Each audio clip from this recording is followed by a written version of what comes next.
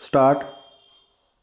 महोदय, घर चाहे जितना भी छोटा हो, किंतु जब तक उसके आसपास के घर भी समान आकार के होंगे, तब तक छोटे घर की आर्थिक सामाजिक इच्छाएं, महत्वाकांक्षाएं पूर्ण हो सकती हैं। परंतु जैसे ही छोटे घर के पास एक बड़ी हवेली बन जाती है, तो छोटा घर अपने मालिक की समाज में कम मांग और सीमित अधिकारों के बारे में स्थिति स्पष्ट करता है। लेकिन परिवर्तन और विकास प्रक्रिया के अनुसार वह छोटा घर बड़े घर में परिवर्तित हो जाता है, किंतु हवेली महल बन जाती है। इस परिस्थिति में जब जाहिर हो जाता है कि तब छोटे घर की उन्नति का कोई अस्तित्व नहीं रह जाएगा और छोटे घर का मालिक स्वयं को उपेक्षित, संकुचित, असंतुष्ट और तुच्छ महसूस करेगा। हमारे अर्थशास्त्री मार्क्स इसी स्थिति के असंतुलन को दूर करना चाहते थे, किंतु उन्हें भी यह स्वीकार करना पड़ा था कि श्रम और पूंजी के हित एक हैं, किंतु अधिकार भिन्न भिन्न हैं।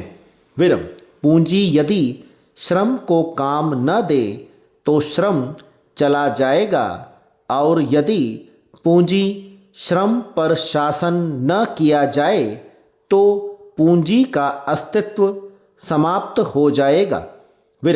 इसलिए यह आवश्यक है कि पूंजी श्रम पर अपना स्वामित्व कायम करे।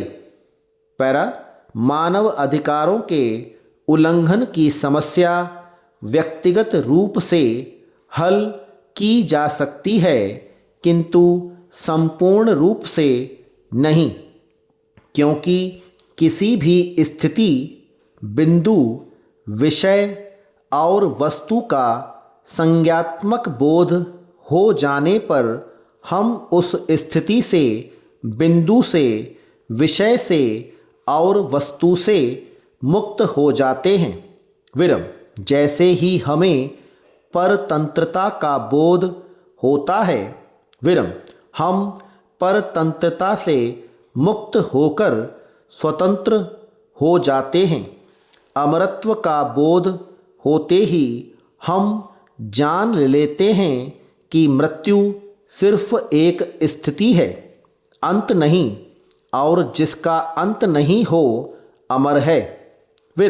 मानव अधिकारों के बारे में उल्लंघन का बोध हो जाने पर इन उल्लंघन के प्रति विद्रोह कर इस कमजोरी से मुक्त हो जाते हैं और अपने अधिकारों का प्रयोग करते हैं।